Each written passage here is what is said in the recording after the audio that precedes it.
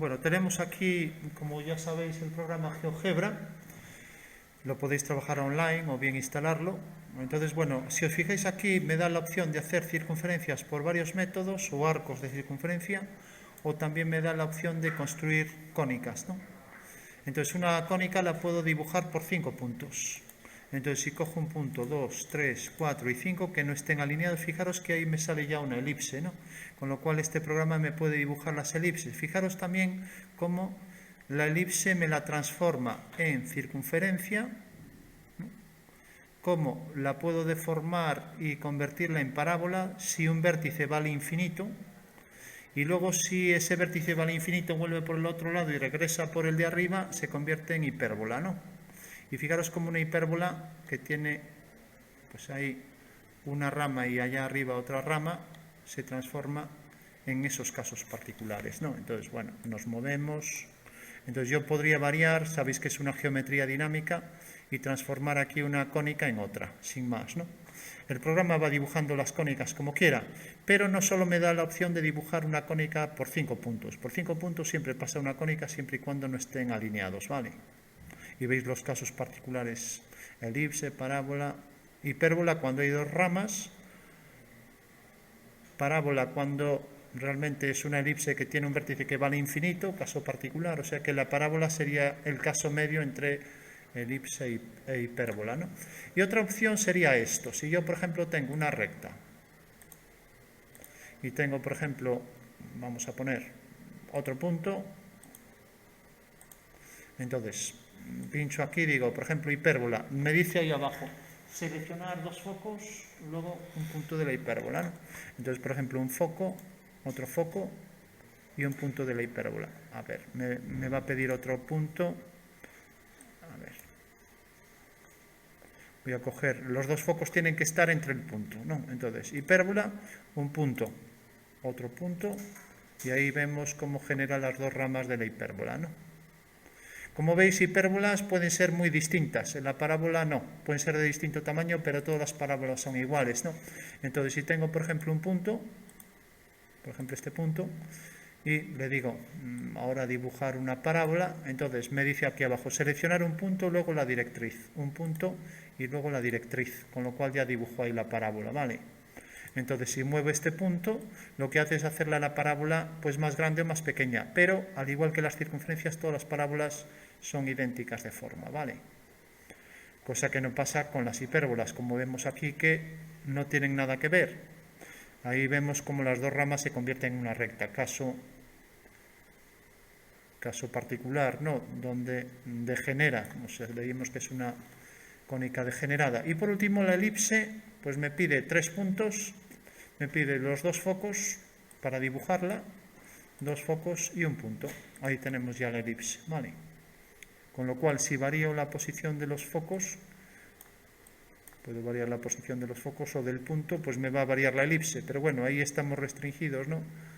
Ahí tenemos varios casos distintos de la elipse, ¿no? Bueno, esta es la forma de dibujar. Le damos a nuevo, borramos todo y no guardar. Quitamos, por ejemplo, los ejes, quitamos la cuadrícula, sin cuadrícula, y ahora podríamos hacer nuestra composición geométrica a partir de cónicas. Pues, por ejemplo, una circunferencia. Ahí tenemos, ¿no?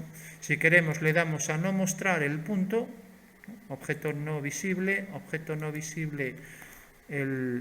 a ver si me permite, vale, sacar esto. Incluso podría decir que no muestre pues la etiqueta, ¿no? Con lo cual me queda solo la forma geométrica, es lo que me vale para diseño, ¿no? Si quiero, vengo a botón derecho, propiedades, y vengo, le doy el color que quiera y la hago más sólida. Esto me va a permitir trabajar con transparencias. Entonces, si yo, por ejemplo, ahora hago un polígono, puede ser cualquiera, uno irregular, lo que quiera, voy a hacer, por ejemplo, pues un polígono regular, ¿no? Entonces, 2 puntos y número de vértices, pues por ejemplo 5. Ahí tengo el pentágono, por ejemplo, ¿no? Bueno, pues vuelvo a hacer lo mismo, propiedades, le doy el color, trabajo por ejemplo con el polígono en verde, lo hago más sólido según quiero, lo cambio de posición o le cambio el tamaño, y fijaros que me va haciendo la superposición de los colores. Eso está bien para el diseño, ¿no? Porque pocos programas me lo hacen esto, ¿no? Y también podría borrar, vamos, no hacer visibles las etiquetas para los puntos, ni tampoco el objeto visible, ¿no? Entonces quito esto, objeto visible, con lo cual me quedo solo con los objetos de diseño, ¿vale? Etiqueta visible y objeto visible. Bueno, pues esta sería una forma fácil de construir nuestra composición para hacer formas geométricas, ¿no? Y podemos dibujar las formas, ya vimos volutas, espirales, ovoides, etcétera. Quitamos el objeto y quitamos la etiqueta visibles. Y recordamos que pues, podemos seguir, ahora como ya no detecta ahí los puntos, lo único que puedo hacer es trasladar la figura, pero podemos componerla como estamos viendo. Por ejemplo, por último, si cojo una elipse, cojo un punto, otro punto, y ahí veis la elipse, ¿no? Entonces, si quiero, manipulo la elipse, o bien al variar los focos la hago más excéntrica, más circunferencia, con sus casos particulares, ¿no? Vamos a hacerla, por ejemplo, así. Bueno, pues otra vez lo mismo. Yo podría variar la elipse, es decir, no quiero ver etiqueta, no quiero ver objeto, y lo mismo con los focos. No quiero ver ese objeto y no quiero ver ni objeto ni etiqueta, y no quiero ver tampoco la etiqueta. Bueno, por último le doy la opacidad que quiera y le doy el color también que quiera.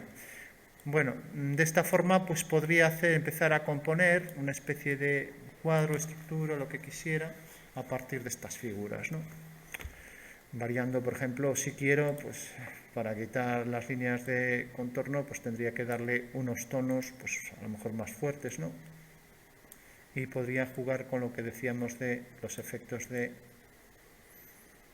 interferencia en los colores, que bueno, no se da mucho porque esto no parece la intersección, más bien parece esto semitransparente, ¿no? Pero bueno, es una forma muy simple, muy básica de trabajar a efectos de diseño con formas geométricas muy básicas, no tanto con las cónicas como con polígonos. Entonces me da la opción de polígonos, regulares o irregulares, arcos de circunferencia y cónicas, ¿no?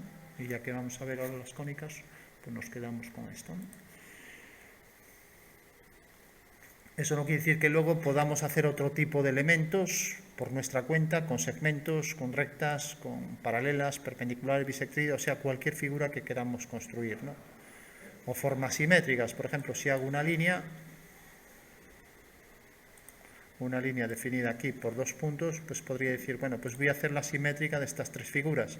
Entonces, vengo a simetría y digo, simetría axial, este elemento y esto, simetría axial de esto, y simetría axial de esto. Con lo cual está duplicando respecto a ese eje. O sea que podemos jugar con las transformaciones geométricas que ya estudiaremos luego, que son estas. Hay algunas que son mágicas, como la inversión, pero bueno, ya la veremos con calma. Y nos sirve para construir pues, elementos claves de la geometría, como pueden ser las simetrías, ¿no? Que se dan tanto en la naturaleza, ¿no? Bueno, podemos variar, como veis, como es una geometría dinámica, me permite variar la posición del eje para ver cómo quiero componer aquí la figura y hacerla en movimiento o transformarla según me interese, ¿no?